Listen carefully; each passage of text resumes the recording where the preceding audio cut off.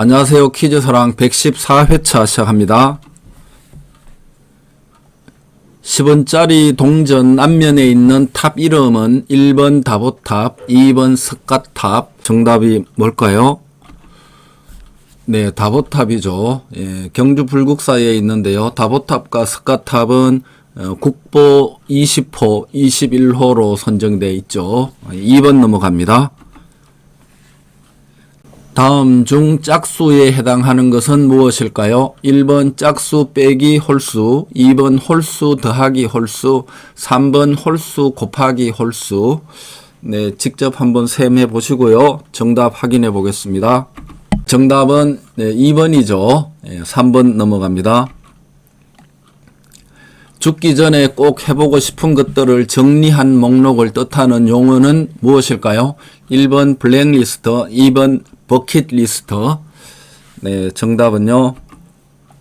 네, 2번입니다. 자, 이 버킷리스트는 사형 제도에서 유래했다고 하는데요. kick the bucket, 그래서 버킷을 차다 이런 뜻인데, 제수를 사형할 때 목을 맨 상태에서 발을 딛고 있던 양동이를 교도관이 뻥 차버린다고 합니다. 아주 살벌한 용어인데요. 자, 근데 요즘은 이 버킷리스트를 이 죽음과는 상관없이 이 살면서 꼭 해보고 싶은 것들 정리한 거를 이제 버킷리스트 이런 식으로 활용하고 있죠. 블랙리스트 이거는 뭐 손볼 사람, 제거 대상 이런 뜻입니다. 자, 4번 갑니다. 인구 300만 명 이상 국가 중 인구 밀도 1위 국가는 1번 싱가포르, 2번 방글라데시. 네, 힌트가 여기에 있습니다. 인구 300만 명 이상 국가입니다. 예, 대국보다는 아무래도 도시 국가가 유리하겠죠. 자, 정답 확인해 보겠습니다. 네, 1번이죠. 싱가포르가 킬로미터당 인구수가 7,617명, 압도적으로 인구 밀도가 높죠. 예, 그리고 방글라데시가 1,141명이고요. 예, 대만이 659명, 예, 그리고 대한민국도 518명, 비교적 인구 밀도 높은 편에 들어갑니다. 자, 참고로 여기 파란 글씨로 바꿔놓은 게 인구 1,000만 명 이상의 비교적 큰 나라들입니다. 자, 한국도 인구 1,000만 이상 국가로 따지면은 대만에 이어서 3위 정도 되는 굉장히 인구 밀도가 높은 나라입니다. 자, 정리를 해보면요.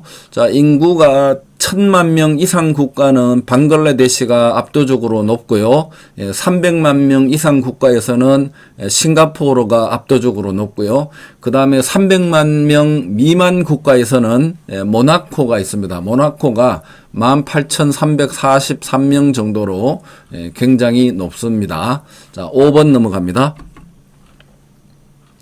전 세계 인구 중 가장 많은 혈액형은 무엇일까요? 1번 A형, 2번 O형. 전 세계 인구 전체 중에서 가장 많은 혈액형 뭘까요? 확인해 보겠습니다. 네, O형이 많습니다. 자, O형, A형 이런 순서인데요. 참고로 우리 한국인은 A형이 더 많습니다. 전 세계 인구에는 거의 한 2명 중에 1명 가까이, 절반 가까이가 O형인데 우리 한국에서는 A형이 34%, 3분의 1 이상 됩니다. 자, 그리고 이 중남미에 가면 O형이 압도적으로 많다고 합니다. 페루, 옛날 페루 인디언들은 100% O형이라고 합니다.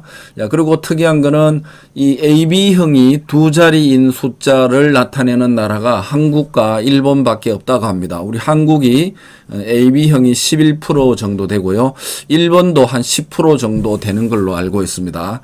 그리고 중국의 북경 일대에 비교적 AB형이 많다고 합니다. 자, 6번 갑니다. 혼인신고는 언제까지 해야 할까요? 1번 6개월 이내, 2번 기한 없음. 네, 정답 확인해 보겠습니다. 네, 기한이 없습니다. 자, 혼인신고는 따로 기한이 정해져 있지 않고요. 결혼 전이나 결혼 후에 언제든지 가능하다고 합니다. 다만 국제 결혼 시에는 혼인 성립일로부터 3개월 이내 혼인신고하도록 하고 있습니다. 만 18세 이상이면 결혼 가능하죠. 자, 7번 갑니다.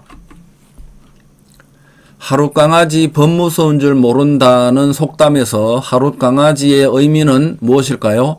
1번 태어난 지 하루밖에 안 된 강아지, 2번 나이가 1살인 강아지. 우리 속담 중에서 굉장히 유명한 속담인데요. 뜻은 뭘까요? 확인해 보겠습니다. 네, 2번입니다. 자, 이 하룻강아지라는 옛말이 있는데요. 이 하룻강아지가 하룻강아지로 변형된 용어라고 합니다. 우리 옛말 중에 이 짐승의 나이, 뭐 소나 말, 개, 이런 짐승의 나이를 뜻하는 말이 하릅 또는 한섭, 이게 한 살이고요. 두섭, 사럽, 나럽, 다섭, 뭐 이런 식으로 열럽 그러면 이거 10살을 얘기하는 거고요. 국어사전에도 있는 용어라고 합니다. 자, 이 하루밖에 안 된 강아지, 이거는 사실은 눈도 못 뜨는 시기잖아요. 그리고 1살 정도 돼야 이렇게 천방지축으로 까부는 그런 때죠. 강아지들이요. 하루 강아지는 1살인 강아지를 의미합니다. 8번 갑니다. 관악기 중 금속으로 만든 것을 금관악기, 나무로 만든 것을 목관악기라고 분류한다. 1번 O, 2번 X. 네, 맞는 말인가요? 틀린 말인가요? 확인해 보겠습니다. 네, 틀렸네요. 자, 이 악기의 재료뿐만 아니라 발성 원리, 이 소리 내는 방식으로 분류한다고 합니다. 자, 금관악기 그러면 대표적으로 트럼펫, 트럼본, 호른 이런 게 있는데요. 금속으로 만든 마우스피스를 입술에 대고 부는 거고요.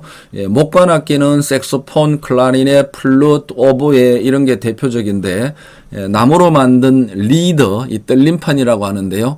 이 리더를 입으로 분다고 합니다. 여기 오른쪽에 사진에 보시면 저기 왼쪽에 있는 게 이게 트럼펫이잖아요. 대표적인 금관악기고요.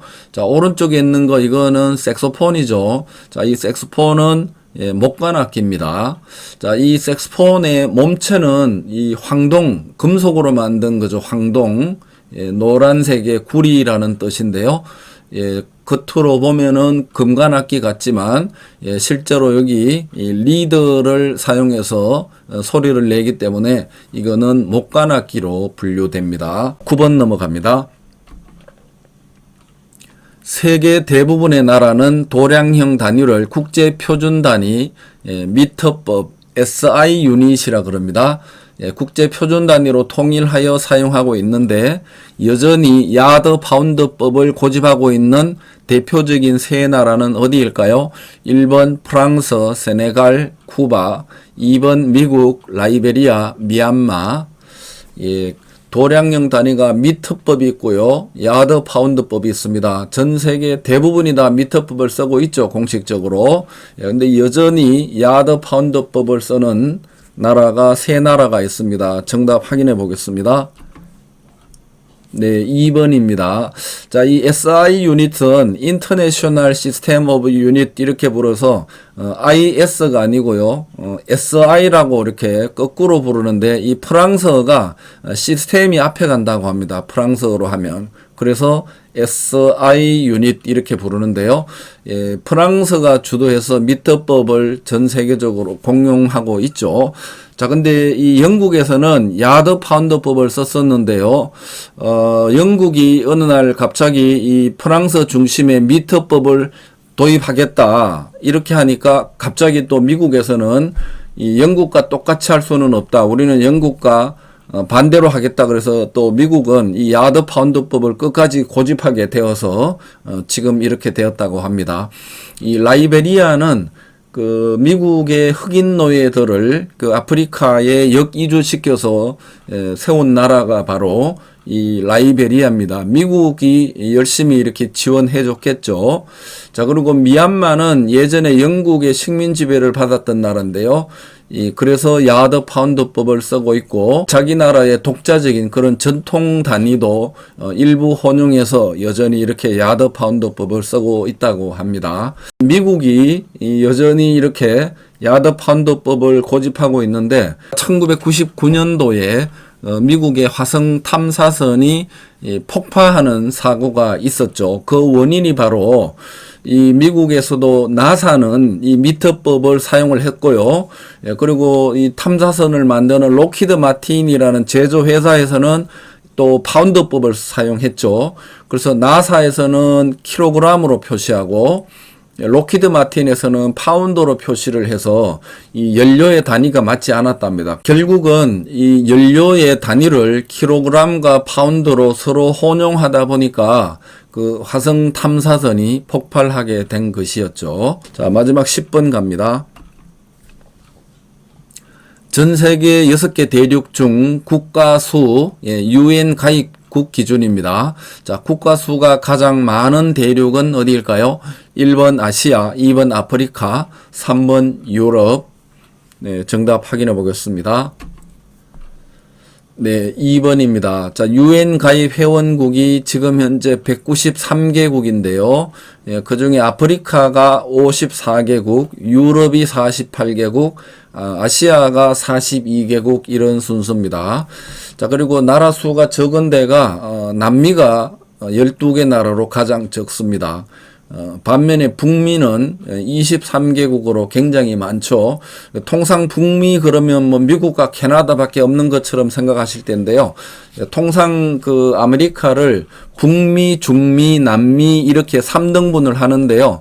이 대륙을 나눌 때는 북아메리카, 남아메리카 이렇게 두 개로만 구분을 합니다. 그래서 이 중미, 중앙아메리카를 이 중미, 남미 두 개로 분류할 때는 이 북미로 분류를 합니다. 예, 그래서 이 북미 숫자가 굉장히 많은 것처럼 그렇게 보이고 있죠. 자, 10개 다 마쳤습니다. 자, 오늘도 끝까지 봐주신 분들께 감사드립니다. 다음 주 화요일 저녁 115회차에서 뵙겠습니다. 감사합니다.